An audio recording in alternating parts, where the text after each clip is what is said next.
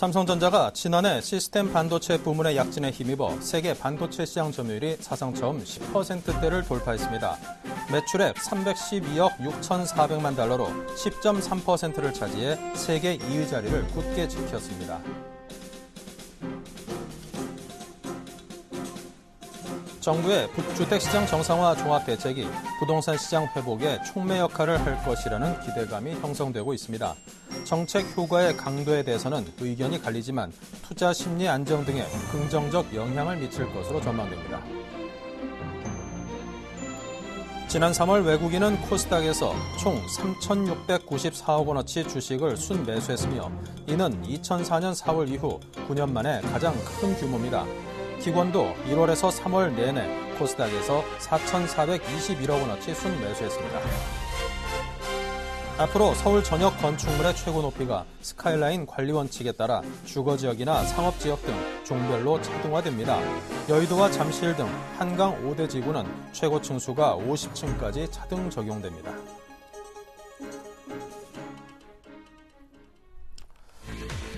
네, 시청자 여러분 안녕하십니까. 오늘장 내일장의 김종석입니다. 오늘 4월 2일 화요일 순서 시작하겠습니다. 자, 오늘 4월 들어서 두 번째 날인데요. 어제 4월 더 첫 번째 거래일도 하락 조정을 받았습니다. 자, 그런데 오늘도 연이틀 조정을 받는 양상입니다. 자, 먼저 시장 상황부터 간략하게 체크해 보겠습니다. 네, 코스피가 시간이 갈수록 조금 낙폭이 커지고 있죠. 하지만 그다지 많이 떨어졌다고 할 수는 없을 것 같습니다. 0.8%가량이고요. 15포인트 빠지면서 1980선까지 다시금 내주고 말았습니다. 주체별로 보면은 그나마 외국인이 팔지 않았습니다. 오히려 240억 가까이 사고 있고요. 자, 오늘은 기관이 매도 물량이 상당히 거세게 쏟아져 나옵니다. 1,400억 가까이 쏟아져 나옵니다. 코스닥 역시 소폭 하락 조정입니다. 1포인트 빠져서 552포인트이고요. 네, 투자 주체별로 보면은 외국인이 코스닥에서는 소폭 팝니다. 기관이 상당히 많이 사들이고 있네요. 원달러 환율 2.1원이 내렸습니다. 1,112.7원입니다.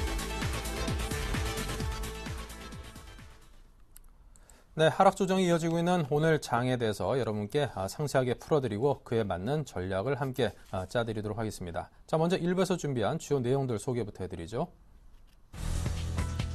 애널리스트에게 듣는다 임수균 연구원과 함께 현 시장에서 당분간 관망세 유지를 해야 된다라는 그런 전망을 내주신답니다. 부동산 부양책의 실제 효과에 대해서는 확인한 후에 대응해야 될 것을 주문하고요. IT 대형주 등에 대한 비중 확대 전략을 말씀합니다.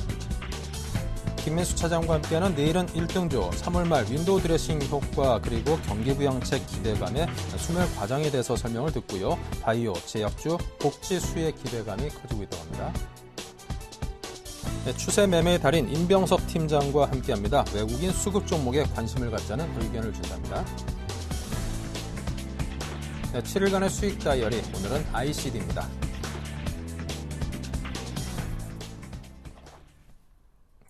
네, 삼성증권 임수균 연구원을 연결해서 지금 시장 상황을 자세하게 정리해 보겠습니다. 안녕하십니까? 네, 안녕하십니까? 네, 미국은 건설업 또 셰일가스 등 에너지 산업을 축으로 해서 경기가 상당 부분 호전되고 있는 양상입니다. 또 일본도 역시 양적 완화를 토대로 앞으로 증시가 좀 더 상승할 것이다. 이런 의견이 지배적인 듯한데요. 자, 우리 코스피 지수의 상승 탄력은 반대로 좀 둔화되는 분위기입니다. 오늘도 역시 그렇고요. 어떤 진단을 내리고 계십니까? 네, 일단 대외 악재들이 좀 일제히 완화가 되고 있음에도 불구하고 한국 같은 경우는 그 추가 상승 모멘텀이 여전히 좀 불리한 시점으로 판단이 됩니다. 환율에 대한 우려가 일단락이 되면서 이제 주요 경기 민감주들의 그 하락세가 좀 이제 진정이 되나 싶었는데 오늘 같은 경우도 이제 그 개별 종목에 이제 재무 리스크가 또 이제 부각이 되면서 이런 부분들이 시장에 좀 전반적으로 악재를 작용하고 있는 것 같습니다. 특히 이제 한국 증시 입장에서 봤을 때 금주 같은 경우는 또 이제 굵직한 이벤트 일정들이 대기를 하고 있는데요. 일단 주말로 예정된 삼성전자 프리어닝 발표가 지금 대기를 하고 있고요. 그리고 이제 4월 4일로 예정된 일본 금융정책위원회 그리고 이제 주말로 발표가 예정되어 있는 미국 고용지표 같은 이벤트가 좀 대기가 돼 있어서 이제 이런 이벤트들을 좀 확인하고 가자라는 심리도 좀 강하게 부각이 되고 있는 것 같습니다. 뭐 서두에서 말씀드렸다시피 아직까지는 이제 코스피의 추가 상승 모멘텀이 여전히 부재한 시점이고 시장 전반적으로도 좀 거래 대금이 급감하는 등의 관망세가 좀 유지가 되고 있기 때문에 당분간은 뭐 이런 스탠스를 감안을 해서 좀 관망세를 유지하는 전략이 필요하지 않을까 생각을 하고 있습니다. 네. 자, 다음으로 어제 부동산 부양책이 발표가 됐습니다. 이 세제 혜택 중심의 내용이었습니다. 물론 공급에 대해서도 상당 부분 좀 손을 보겠다는 내용들도 있었는데요. 자, 시장에서는 좀 기대했던 것만큼의 폭발력 있는 정책은 아니다. 지난 정권에서 나왔던 그런 정책들과 궤를 좀 같이 하는 것이다. 뭐 이런 의견들 때문에 약간의 좀 기대감보다는 실망감이 더 큰 듯한 양상입니다. 좀 시간 두고 지켜봐야 될 텐데요. 어떻게 분석을 하십니까? 예, 일단 뭐 그 부동산 부양책이 발표되긴 했습니다만 일단 뭐 내용 자체가 이제 이전에 다 거론이 됐던 부분들이기 때문에 시장에 큰 반향은 없다라고 지금 판단을 하고 있는 것 같은데요.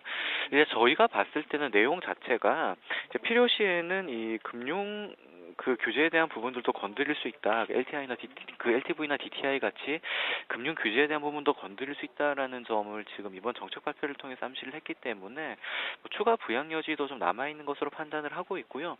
어쨌든 지금 정부가 이제 강력한 부동산 부양 의지를 보여주고 있다라는 점에서 중장기적으로는 시장의 모멘텀이 될 수 있을 것으로 생각을 하고 있습니다.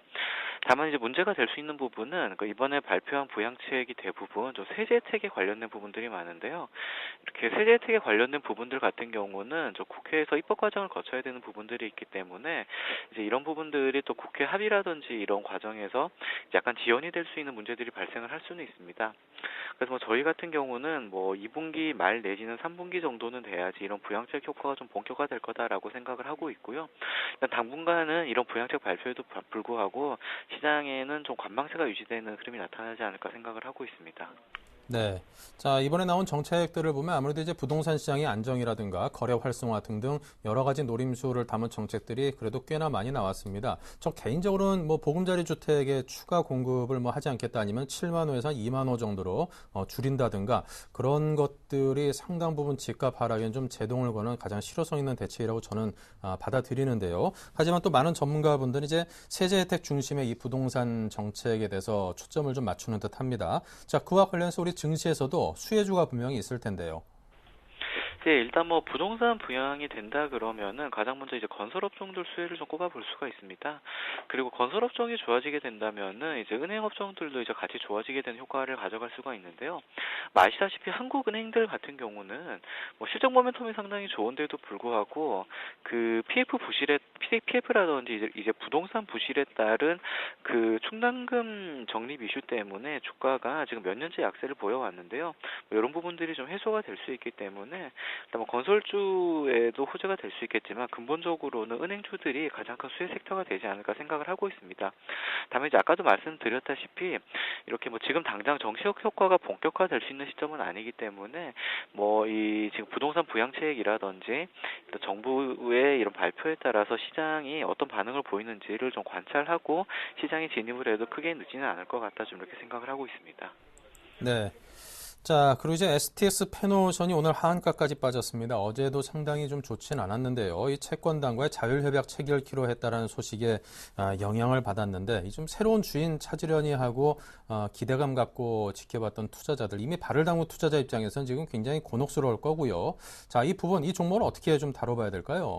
네, 일단 뭐 저희 같은 경우는 그 재무적 리스크가 있는 기업들에 대해서는 이제 보수적인 스탠스로 접근하자라는 입장을 이제 계속해서 좀 유지를 해왔는데요. 일단 뭐 그 지금 개별적인 그 재무 리스크가 부각되고 있는 종목들이 이제 일부 좀 나타나고 있습니다. 뭐 이런 종목들 같은 경우는 이제 가능하다면 좀 투자 자체를 피해가는 전략이 가장 좀 바람직하긴 할 건데요. 일단 뭐 지금 그 주식을 보유하고 계신 투자자분들께서라면은 향후 사태가 좀 좀 이렇게 전개된 추이를 지켜보면서 대응을 할 필요는 있을 것 같습니다.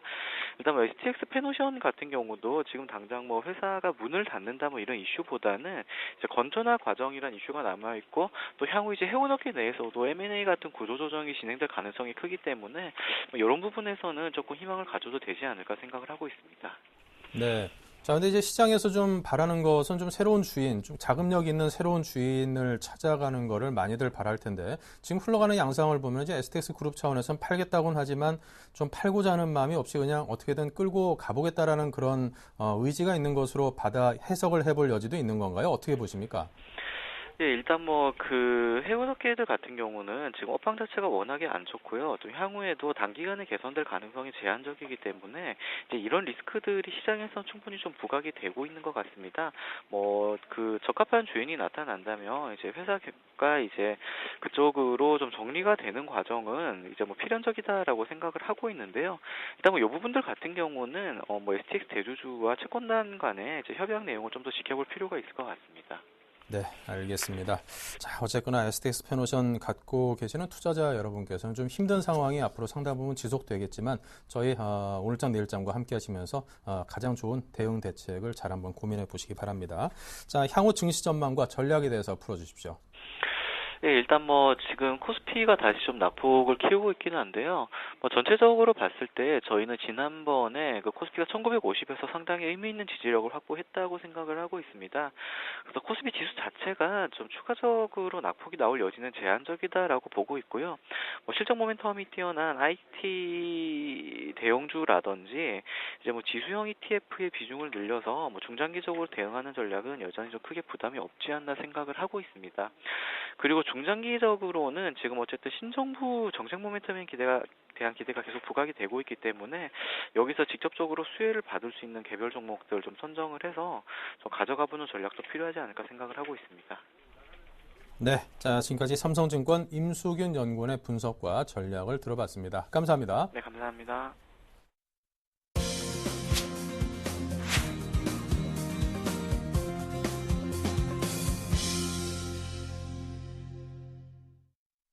네, 이어지는 코너는 내일은 1등주 시간입니다. SK증권 명동 PIB센터의 김민수 차장 만나봅니다. 안녕하십니까? 네, 안녕하십니까? 네, 우리 증시가 장중한때 동반 하락세로 전환을 했습니다. 아직까지도 그 하락의 움직임에서는 빠져나오지 못하고 있는데요. 자, 코스피 지수가 지금 딱 1980선에 지금 걸쳐 있는 양상입니다. 현 시장에 대한 정리를 해주시고요. 전략도 함께 짜주십시오. 예, 일단 지금 시장 흐름들 1980선 이제 상당히 좀 중요한 시점인 것 같은데요. 이 부분에서의 어떤 지지 여부가 상당히 좀 중요하지 않을까 생각드는데 일단 4월 들어서 시장이 좀 정체가 되는 분위기가 좀 지속이 되고 있습니다. 그런 가운데 3월 말에 윈도우 드레싱 효과라든가 경기 부양책에 대한 기대감이 소멸되는 어떤 과정이 아닌가 생각되고 있고요.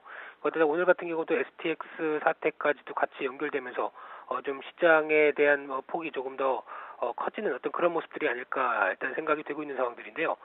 중요한 모습은 일단 그 경기 위축이 정부가 밝히는 쪽으로 봤을 때 아무래도 좀 심화가 되는 모습들이고 특히 올해 성장이 2.3%대로 하향을 발표했는데 물가가 2.3%대까지 오르는 그런 모습들이라고 한다면은 일단 그 그 전반적인 어떤 정책 세부안이 좀 적기 좀 필요한 시점인 것 같은데 그런 모습들이 좀 불안하다고 생각되고 있고 거기다가 시기죠. 특히 4월부터 뭐 6월 달까지 순차적으로 세부안이 발표가 될 걸로 보여지고 있는데 거기에 흐름들이 지금 맞춰지지 못하는 어떤 흐름들이라고 한다면 아무래도 특히 이제 국회의 동의를 받아야 되는 부분들이 있기 때문에 아무래도 좀 부담감이 좀 크게 나오는 상황이 아닐까 생각되고 있고요. 거기다 최근에 외국인들 쪽에서는 매도세가 주춤하고 매수로 전환이 되는 모습들도 좀 보여주는데 아직 이제 환율과 같은 흐름들도 같이 연결을 하면서 좀 봐야 될 것 같고요. 거기다가 기관의 매수 공백까지도 같이 우려가 매수세가 좀 둔화가는 모습들 이런 점들도 아직까지는 그 수급상의 부담이 좀 되는 모습들이 좀 크다고 생각이 되고 있습니다. 그런 가운데 그냥 그 단기 추세에 대해서 이제 그 3월 말에 이제 저항을 좀 돌파를 해놓고 다시 갭 메꾸기 정도의 수준인지 아니면은 조금 더 그 하락폭이 좀 커지는지에 대한 어떤 중요한 흐름들이라고 생각되고 있는데요.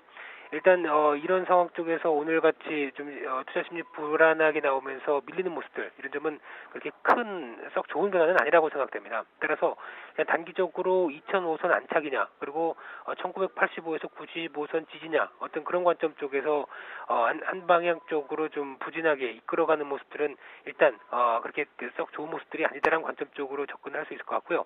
일단 무엇보다도 조금 위험 관리는 좀 필요하면서 시장 접근을 하는 게 좀 중요하지 않을까 이제 그런 관점으로 말씀을 드리고 싶습니다. 네. 자, 이제 뭐 투자자 입장에서는 정부에서 부동산 관련 대책을 발표한다고 하니까 은행주라든가 특히 이제 건설주가 오늘 좀 반짝하고 많이 올라주지 않을까 그런 기대감 가지신 분들도 계셨을 겁니다. 자, 근데 오늘 흐름은 그 정반대거든요. 은행주, 건설주 모두 빠지고 있고 특히나 이제 하나금융주라든가 현대건설 같이 대표적인 종목들은 4% 이상 낙폭을 키우고 있는 종목들도 꽤나 있습니다. 자, 이와 관련해서 어떤 분석을 하시는지요?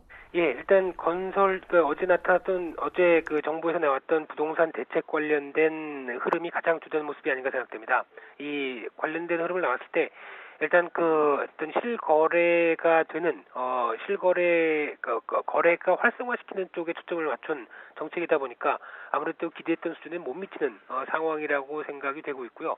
거기다가 여기다 이제 금융이라든가 세제까지 감안한 어떤 정책을 내놓았을 때는 아무래도 상대적으로 세수 부족이라든가 그리고 지금 나오고 있는 가계 부채가 커지는 모습들에서 지금 더 이상 악화되는 모습들을 나올 수가 있기 때문에 거기서 이제 더 적극적인 정책을 내놓을 수 없다는 한계가 분명히 좀 보여줬다고 생각되고 있고요.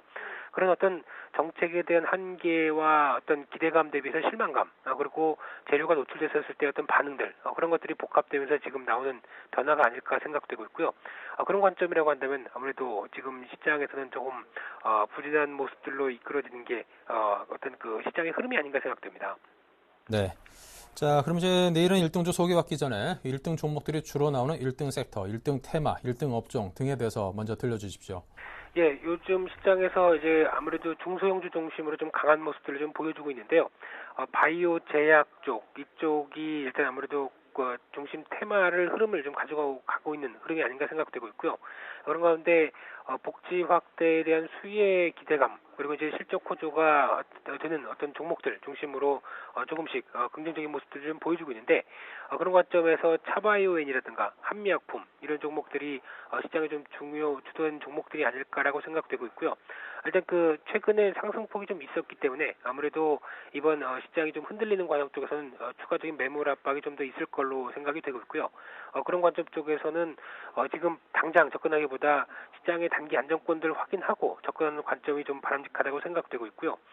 추가적으로 시장에서 과거에는 어떤 IT 스마트폰 어떤 그런 쪽으로 코스닥 시장이 매수세가 좀 형성이 됐었는데 그런 모습들이 아니라 조금 더 확대가 돼서 바이오, 엔터, 게임주 쪽 어떤 이런 쪽으로 지금 확대 현상들이 좀 이어지고 있는 모습들인데 그런 관점 쪽에서 엔터주 같은 경우도 어떤 창조 경제에 대한 정부의 정책 수혜 그리고 컨텐츠 관련된 쪽에서의 어떤 부각들 그리고 해외 쪽에서 실적 호조세들 이런 쪽이 전부 다 맞아가면서 움직이는 흐름이라고 한다면 조금 더 긍정적이지 않을까 생각이 되고 있고요.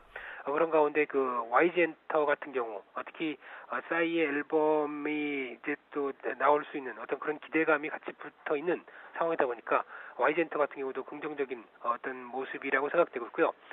세 번째로 게임주입니다. 이제 컴투스나 게임빌 전반적으로 신작 출시에 대해서 많이 기대를 하고 있었던 모습들인데 출시가 이제 임박해 오기 시작하면서 그에 따른 어떤 기대감이 좀 살아오르는 모습들이 아닐까 생각되고 있고요.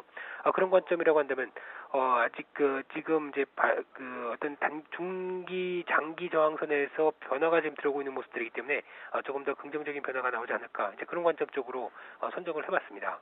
네, 바이오 제약, 엔터, 게임 등에 대해서 설명을 주셨고요. 자, 그렇다면 내일 장갈 1등 종목 어디입니까?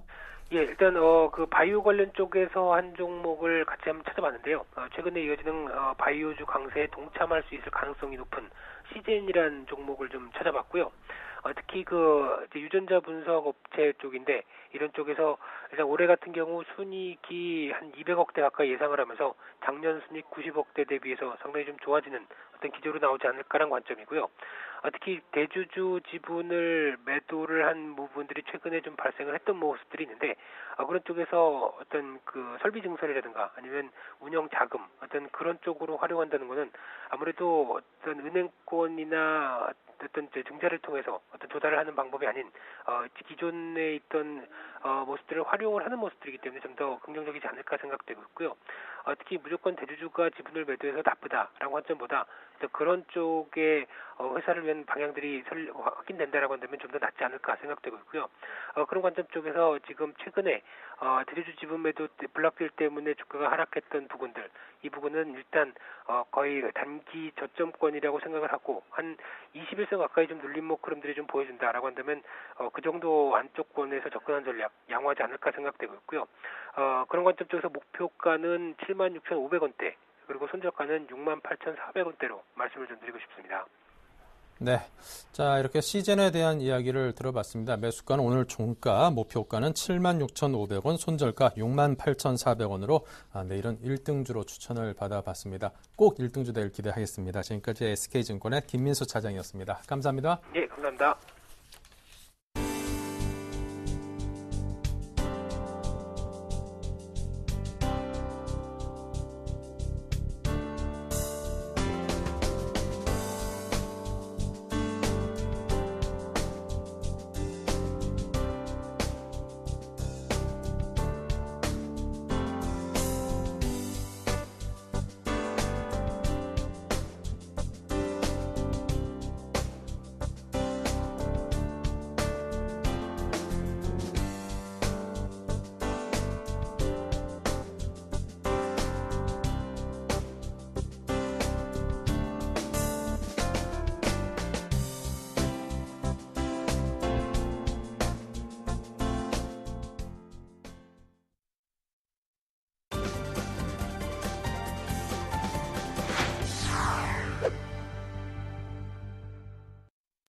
네, 시장의 추세를 잘 쫓아서 매매를 해보는 추세 매매 달인 코너입니다. 포스원의 임병석 팀장님 모셨습니다. 어서 오십시오. 네, 안녕하세요. 네, 자 먼저 오늘 우리 시장 좀 힘이 없습니다. 오늘 시장에 대한 정리와 전략부터 들어볼까요?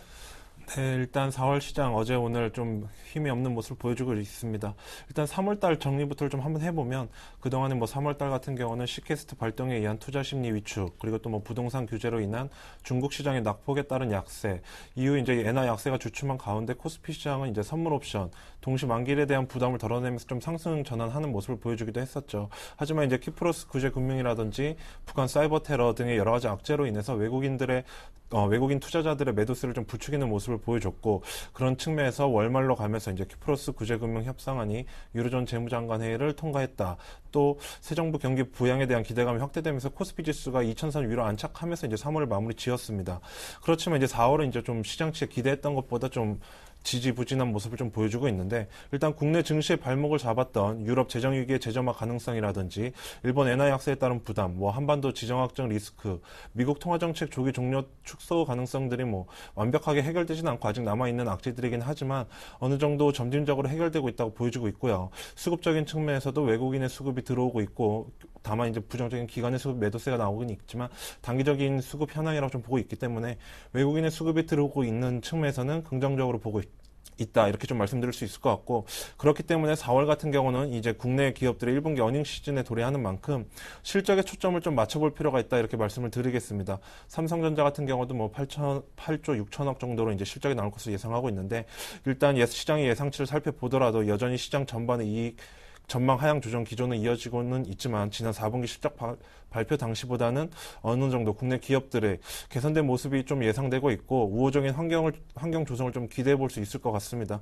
그런 측면에서 업종별로 좀 나눠보면 낙폭 과대로 인해 이제 적평가 국면이 있는 뭐 IT라든지 자동차 업종에 대해서 저가 매수 관점을 좀 가져볼 필요가 있다 이렇게 말씀드릴 수 있을 것 같고 또 새 정부 경기 부양에 이제 관련된 건설주라든지 뭐 금융주 오늘 좀 하락을 많이 하고 있기는 하지만 어느 정도 2분기부터는 다시 한번 이렇게 눈여겨볼 종목이 업황이다 이렇게 말씀드릴 수 있겠습니다. 그리고 또 외국인의 매수세가 꾸준히 유입되고 있기 때문에 코스닥 중소형 우량주에 대한 관심도 여전히 지속해야 된다 이렇게 좀 말씀을 드리겠습니다.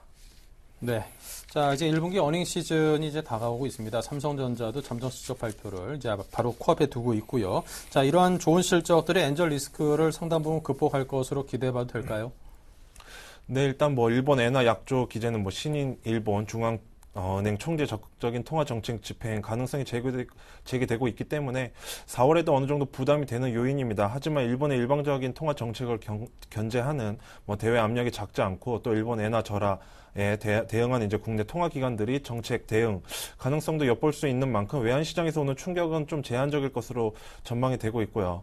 또 어느 정도 엔화의 급격한 절하에도 불구하고 일본 기업들이 수익성 개선이 뚜렷하게 가시화되지 못하고 있는 상황이기 때문에 어느 정도 국내 기업들 수출 쪽으로 좀 호조가 이루어진다면 어느 정도 전반적으로는 이제 수그러드는 악재일지 않을까 이렇게 좀 보고 있습니다. 네. 자, 그리고 코스닥 또 중소형 우량주에 접근하고자 할 때는 어떤 포인트를 짚어야 되겠습니까? 네, 일단 코스닥 지수 같은 경우는 최근에 이제 박스권을 돌파를 하면서 지속적으로 시도는 하고 있지만 쉽지 않은 모습을 좀 보여주고 있기 때문에 어느 정도 코스닥 강세가 지속될지 여부에 대한 이제 시장의 관심이 좀 많습니다. 그런 측면에서 코스닥 시총 비중이 큰 내수업종의 실적이 개선이 이제 좀 두드러질 전망이고 또 박근혜 정부의 중소기업 육성 정책 기대로 중소형주 기대감이 확산되면서 코스닥의 추가 강세를 좀 이끌 것으로 보고 있습니다. 그렇기 때문에 어느 정도 글로벌 경기 회복 기대가 가시화되면서 중소기업 신규 수주 증가 기대도 커지고 있다 이렇게 볼 수 있을 것 같고 연초 이후 이제 코스피 등락률 상위 업종을 좀 살펴보면 제약이라든지 통신, 뭐 의료, 음식료 중의 내수 업종들이 좀 강한 모습이었고 코스피 업종별 시가 어느 정도 코스피 대비 코스닥이 강했던 이유도 어느 정도 내수업종 비중이 코스피에 비해서 코스닥 쪽으로 30% 정도 차지하고 있기 때문에 좀 코스닥이 강했다 이렇게 말씀드릴 수 있을 것 같습니다. 그런 측면에서 최근 뭐 미국에서도 내수 비중이 높은 뭐 소비재 섹터의 수익률이 양호하게 나오고 있기 때문에 어느 정도 코스닥 쪽으로 내수주 관련해서는 좀 관심을 가져볼 필요가 있고요. 다만 어느 정도 고점에 대한 부담감이 존재하고 있기 때문에 비중이 크신 분들은 몸집을 좀 줄여서 비중을 축소해 나가시는 전략도 같이 세워 나가야 되지 않나 이렇게 좀 말씀을 드리겠습니다. 네. 자, 내일부터는 이제 일본에서 구로다 신임 BOJ 총재가 이제 취임 후에 첫 통화 정책 회의를 갖습니다. 그동안 이제 의회 발언 등을 통해서 일본을 이제 짓누르고 있는 디플레이션 등을 해결하기 위해서는 어떤 정책이든지 펴겠다. 굉장히 좀 대담한 통화 완화 정책을 펴겠다. 이런 의견을 공개적으로 밝혔기 때문에 앞으로 어떤 정책들이 나올지 굉장히 궁금합니다. 자, 추가 완화 정책 등등 어떤 전망을 갖고 계십니까?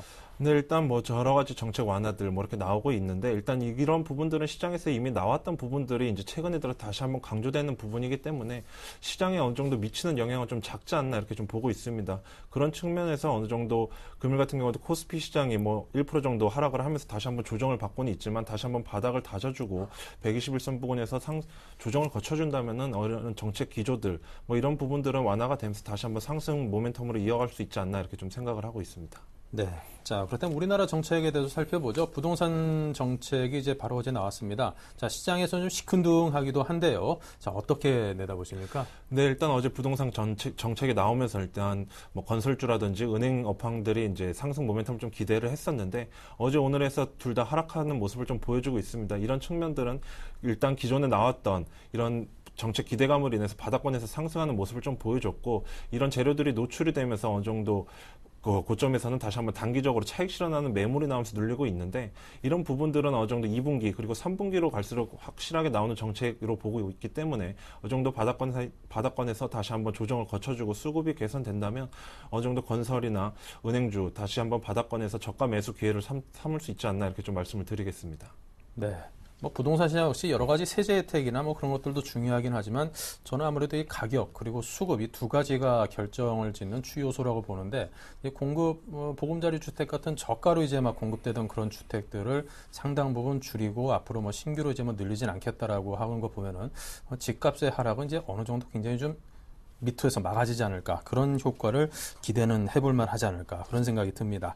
자, 그렇다면 이제 현재 증시에서 추세 매매를 하고자 하면 어떤 걸 주로 봐야 되겠습니까? 네, 일단 지금 같은 경우 금일, 어제 오늘 해서 외국인의 수급이 매도세가 줄어들고 다시 한번 외국인의 매수세가 들어오고 있습니다. 그런 측면에서 기관들은 단기적으로 다시 한번 차익 실현을 하면서 매도 물량이 나오면서 시장이 좀 약한 모습을 보여주고 있는데 지금 전반적으로 좀 쉽게 보시면 됩니다. 일단 종목을 고르실 때 어느 정도 외국인의 수급이 받쳐주는 종목들 그리고 코스닥을 이끄는 강세의 업황들을 좀 초점을 맞춰보시면 될 것 같고요. 그런 측면에서 아까도 말씀드렸듯이 내수주 위주의 관심을 좀 가질 필요가 있다. 이렇게 말씀드릴 수 있을 것 같고 어느 정도 하지만 비중 현금 하시는 전략, 현금을 어느 정도 비중을 좀 많이 두시면서 어느 정도 대형주와 그리고 코스닥 쪽으로 이제 어느 정도 포트폴리오 구성을 해 나가시는 전략을 세우시는 게 맞지 않나 이렇게 말씀드리겠습니다. 네. 자, 그렇다면 어떤 추세 종목들이 요즘엔 수익률을 비교적 높게 올리고 갑니까? 네, 일단 오늘 제가 좀 가져온 종목들은 일단 기술적 분석에 의해서 좀 종목들을 수렴해 봤는데요. 일단 오늘 말씀드릴 종목은 일단 Y존부터 좀 말씀을 드리면 네. 일단 이 종목 같은 경우는 공장 기계를 만드는 업체입니다. 뭐 그동안의 금융 위기 이후 회복된 제조업 설비 투자 흐름을 타고 성장주로 좀 분류되는 모습을 보여줬지만 작년 한 해 같은 경우는 이제 유럽 재정 위기에 의한 소비 감소 그리고 뭐 중국 저성장으로 힘든 시간을 좀 보내는 모습이었습니다. 그런 측면에서 하지만 이제 각국의 정권 교체들이 완료가 됐고 유럽 문제도 어느 정도 내상이 생겼기 때문에 전반적인 업황은 바닥을 지닌 것으로 보고 있고 그런 측면에서 상승 모멘텀을 좀 기대하는 종목이긴 한데 이 종목을 좀 살펴보면 일단 바닥을 한번 다지면서 어느 정도 기간 조정을 받는 모습을 보여줬고요. 어느 정도 고점에 대한 어느 정도 삼각 수렴을 하면서 다시 한번 삼각 수렴 부분에서 장대 양봉으로 돌파를 하면서 추세 상승이 나오고 있습니다. 그런 측면에서 지금 어느 정도 이 종목 같은 경우는 좀 무거운 종목이기 때문에 전고점에 대한 이제 부담으로 조정을 받고는 있긴 하지만 이 부분을 조정을 해준다면 다시 한번 상승이 나올 수 있을 거라 이렇게 좀 말씀을 드릴 수 있을 것 같고 두 번째 같은 경우도 아까 제가 Y전을 말씀드렸듯이 삼각 수렴 모음과 이제 어느 정도 관통형 돌파를 하는 종목들을 좀 말씀을 드렸는데 일단 아트라스 BX 같은 경우도 이제 배터리 회사죠. 전주 공장 투자를 통해서 자동차 배터리를 이제 증설 계획을 발표하면서 주가가 상승하는 모습을 좀 보여줬는데 이번 투자로 인해서 이제 차량용 배터리 이제 생산 능력은 약 3만 개 정도로 추가로 늘어날 것으로 좀 판단되고 매출액 기준으로는 약 1,500억 정도 매출이 증가할 것으로 예상하고 있습니다. 그런 측면에서 실적도 늘어나는 종목이다 이렇게 좀 말씀드릴 수 있을 것 같고 이 종목 같은 경우도 아까 Y전과 같이 비슷한 종목을 말씀을 드리면 일단 바닥을 한번 다져주면서 어느 정도 횡보, 기간 조정을 거쳤고요. 전 고점에 대비해서 어느 정도 삼각 수렴을 하면서 다시 한번 양봉이 나오면서 강한 상승하는 모습을 보여줬습니다. 이 종목들의 특징이 뭐냐면은 삼각 수렴을 했을 때, 양봉으로 돌파했을 때 어느 정도 양봉의 3분의 2 지점을 강하게 돌파를 해준다면 다음 날부터 이제 강한 상승이 나오는 종목들이다 이렇게 좀 말씀을 드릴 수 있을 것 같고요.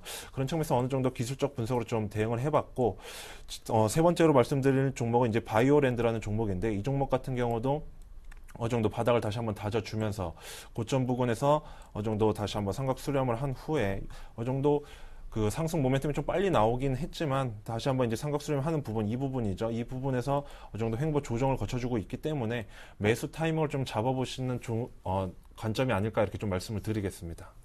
네.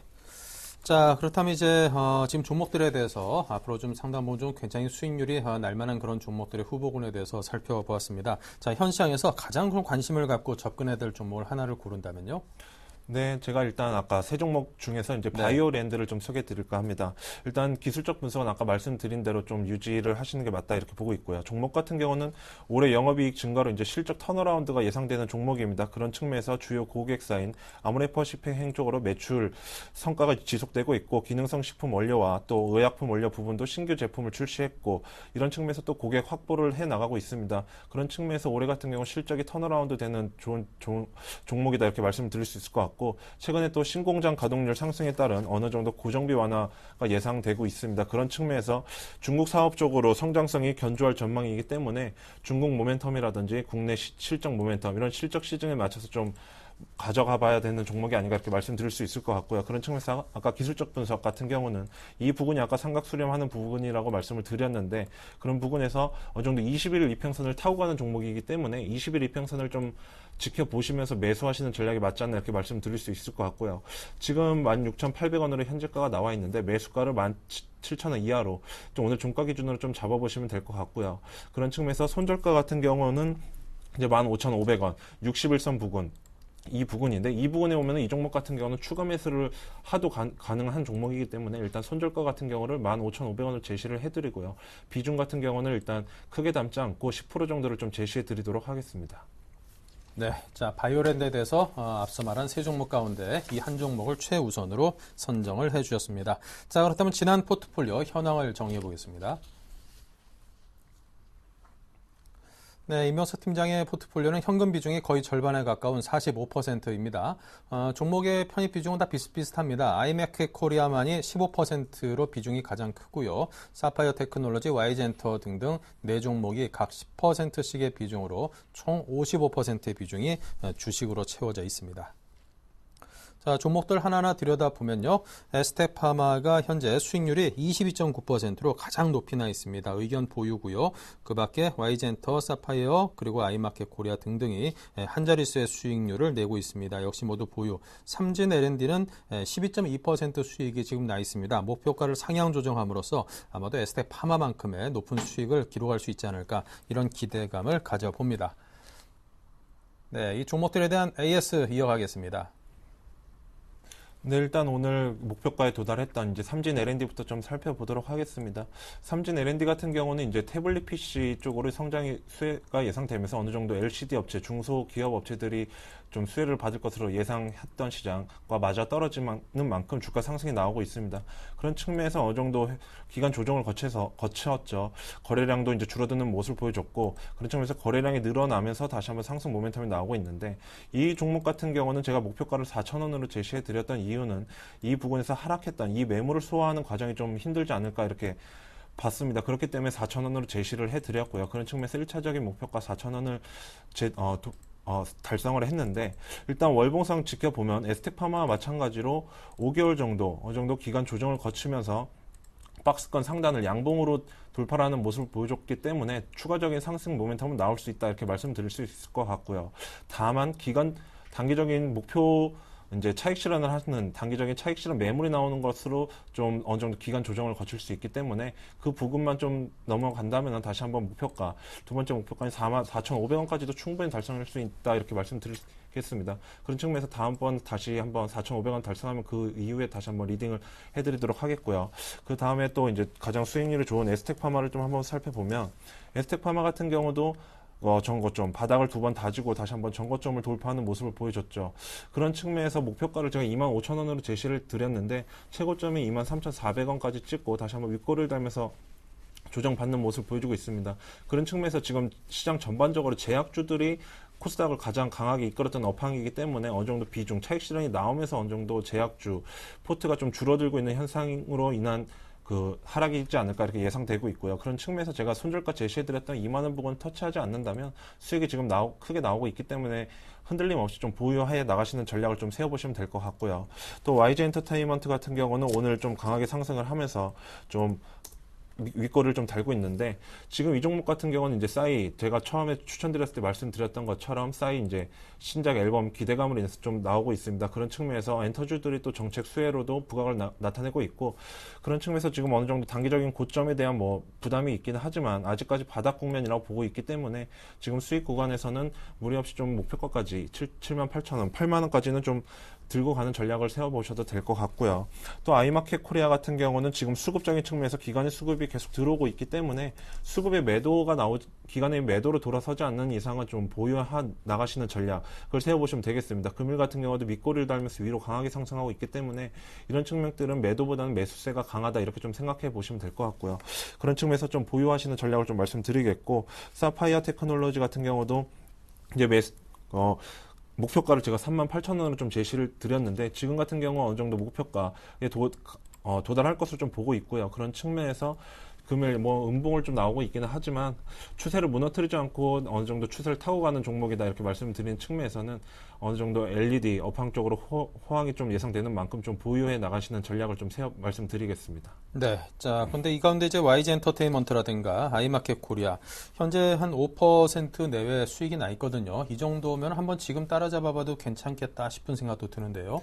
네, YG 엔터테인먼트 같은 경우는 저 같은 경우도 지금 가격에서 좀 매수를 해보셔도 가능하지 않나 이렇게 좀 말씀드릴 수 있을 것 같고, 다만 오늘 좀 강하게 좀 상승을 했기 때문에 또 단기 단타 세력들은 또 차익 실현은 나올 수 있기 때문에 분할 매수하시는 접근 좀 말씀을 드리겠고요. 또 아이마켓 코리아 같은 경우는 아까 제가 말씀드린 대로 오늘 강하게 끌어올리고 있기 때문에 뭐 종가 기준으로 따라가시는 전략도 세워보셔도 될 것 같습니다. 단 이 종목 같은 경우는 제가 처음 추천드렸던 가격보다 5% 정도 위에 있기 때문에 그 정도 수급적인 측면에 좀 초점을 맞추셔서 기간의 수급이 매도세로 돌아선다면 다시 한번 짧게라도 차익 실현을 하고 나오시는 전략을 세우신다면 지금이라도 따라가시는 전략 맞지 않나 이렇게 좀 말씀을 드리겠습니다. 네, 알겠습니다. 자, 이렇게 해서 오늘 새로이 또 편입된 종목까지 모두 포함된 포트폴리오를 다시 한번 여러분께 보여드리면서 임병수 팀장과는 인사 나누겠습니다. 감사합니다. 네, 감사합니다.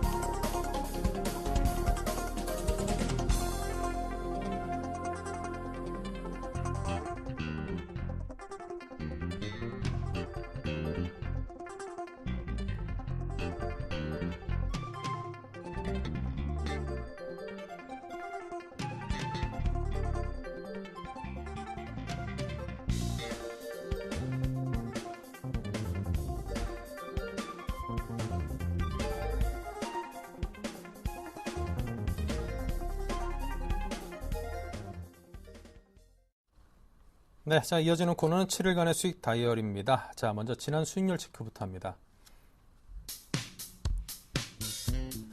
네, 역시 잘 나가는 원일 특강입니다. 이정모 대표. 오늘도 역시 원일 특강이 10.4% 수익으로 왕관을 굳건히 지키고 있습니다. 자, 그 밖에 화인텍은 마이너스 0.1%, 루멘스가 마이너스 4%로 손절가 터치했고요. P&E 솔루션도 마이너스 5%로 손절가 터치했습니다. 나노스는 4.6% 상승으로 이정모 대표의 원일 특강이 오늘도 역시 위너입니다.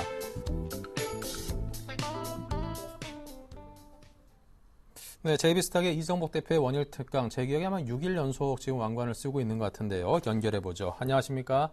네, 안녕하세요. 네, 원일 특강이 수익이 현재 10.4% 있습니다. 연일 상승세 네. 기록하고 있는데 앞으로도 계속 그럴지, 어디까지 그럴지 궁금합니다. 네, 지금 장대 양봉을 기록하고 나서 그 고점 부분의 매물대에서 이제 매물이 나오고 있지 않습니다. 그래서 좀 의미가 있다고 봐야 되는 게 금일 고점 부분에서 거래가 좀 나와주고 있는데요. 그 코스닥 지수나 코스피 지수가 힘을 못 쓰고 있는 상황에서 최근에 이제 올랐던 부분들을 훼손시키지 않는 모습들, 그리고 어제 거래량보다 많은 거래를 좀 동반해주고 지켜주고 있다는 좀 긍정적으로 볼 수가 있고요. 60분봉으로 봤을 때도 지금 60분봉 20일 그 60분봉 자체를 이탈시키지 않는 모습들. 그래서 이래저래 지금 가격에서는 조금 더 홀딩하는 전략이 맞다고 보고 있고요. 중장기적인 관점에서는 여전히 제가 이제 이 종목에 대해서는 오늘 AS로 이제 AS가 마무리가 되는데 목표가에 대한 8,000원 이상, 그리고 중장기적으로는 10,000원 이상을 보고 있는 종목이니까 영업이익이 100억 이상 나오는 기업이 시총이 300억밖에 되지 않는 기업은 거의 없습니다. 코스닥 기업 중에. 그래서 우리가 가치 투자하기에는 좋은 기업이 아닌가 생각을 하고 있습니다. 네, 자, 원일 특강에 대한 의견을 들어봤습니다. 매출액이라든가 여러 가지 그 면을 봤을 때 지금 시총 규모로 봐서는 여전히 상승할 여지가 많다라는 그런 분석이었는데요. 자, 지금이라도 좀 따라잡아 보면 수익 좀 낼 수 있을까요? 너무 늦었나요? 네, 지금 잡아도 전혀 무방하다고 볼 수가 네. 있고요. 그래서 거래가 많지 않은 기업이다 보니까 일전에 말씀드렸다시피 그 매도 호가를 이렇게 급하게 매수하는 것보다는 지금 한 7,460원 이 아래 내일까지 해서 한 좀 느긋하게 7,400원 부근에서 매수를 해야 되겠다, 이런 관점으로 좀 보셨으면 좋겠고요. 월봉으로 이제 우리가 본다면 월 차트 보시면 지금 현재 굉장히 좋은 흐름을 보여주고 있으니까 이번 달도 좋겠지만 다음 달까지 조금 더 홀딩을 한다면 한 10,000원 이상까지는 충분히 갈 수 있는 기업이라 이렇게 말씀을 드리겠습니다. 알겠습니다. 자, 원일 특강, 거래량이 좀 적다라는 점을 여러분께 충분히 염두에 두시고 가격의 변동성이 좀 있을 수 있으니까 그 부분에 대해서는 일단은 미리 사전에 잘 아시고 들어가셔야겠습니다. 자, 지금까지 이정복 대표와 함께 해봤습니다. 참, 그리고 오늘 들어서 한 주간 수익 낼 수 있는 종목, 이거 원일 특강이 계속 잘 나가다 보니까 이거 따라잡을 네네. 생각만 하게 되네요. 이것 말고도 네네. 좀 원일 특강만큼 아니면 그 이상 좀 잘 나갈 수 있는 종목이 있을까요?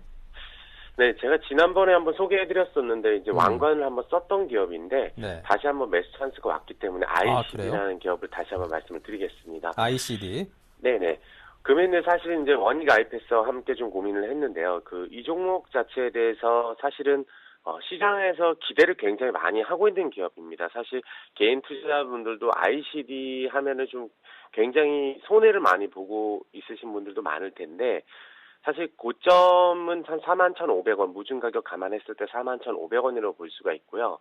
그래서 시각장비, AM OLED 시각장비 1위 업체인데 사실 그 가격 대비했을 때는 거의 한 4분의 1 정도 주가가 하락한 이후에 그래서 내려간 이유가 있을 텐데 그 이유에 대해서는 실적이 사실 좋지가 않았습니다, 그동안. 하지만 지금 회사의 이런 관련된 이런 자료들을 조사를 해보니 이번 분기 때는 이제 매출이 지난 분기 때는 매출이 이제 한 30억, 40억밖에 나오지 않았는데 이번 분기는 이제 200억이 나온 게 확정이 됐고요.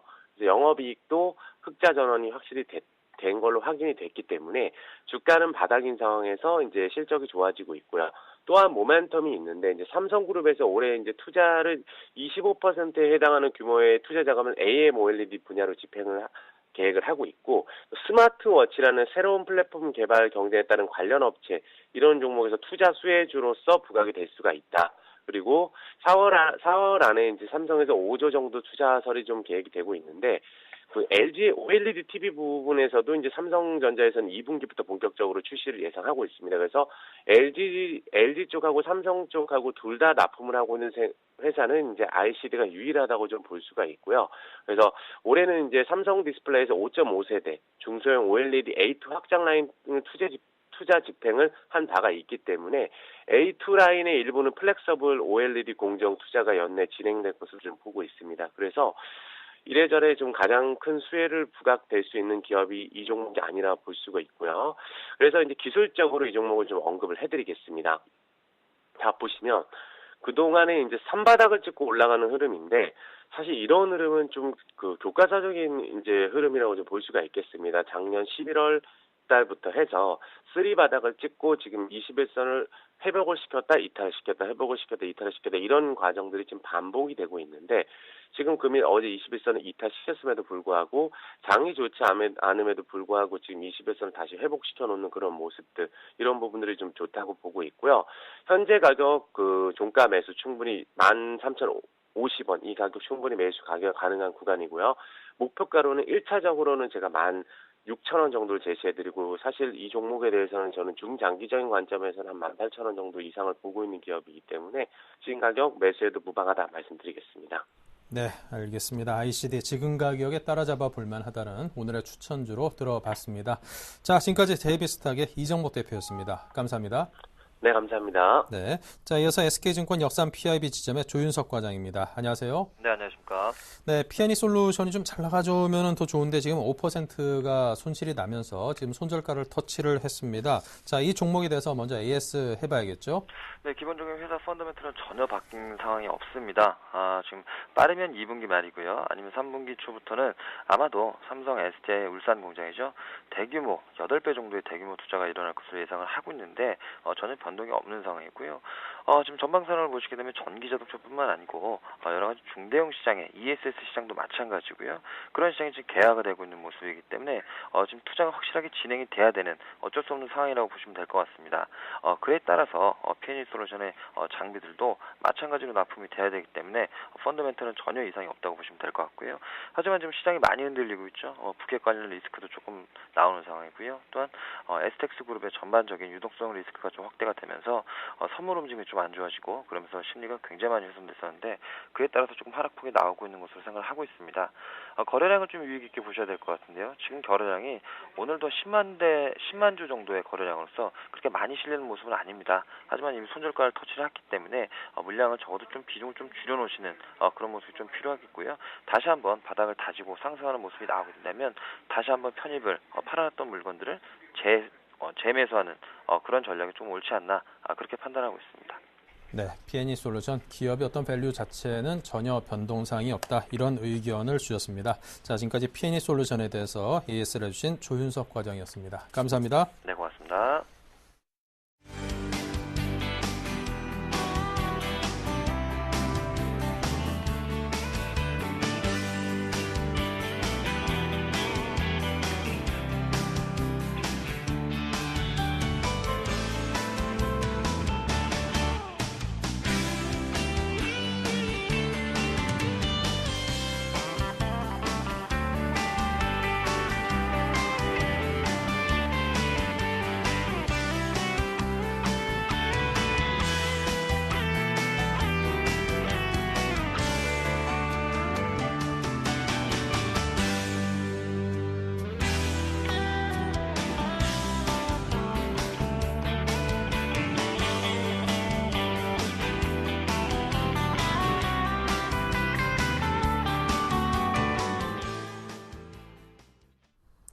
네, 1980선을 위협받던 우리 코스피 지수가 그나마 1982, 83선까지 소폭 올라오고 있습니다. 자, 그나마 좀 낙폭을 줄이는 데 위안을 받으면서 잠시 후 2부에서 뵙겠습니다.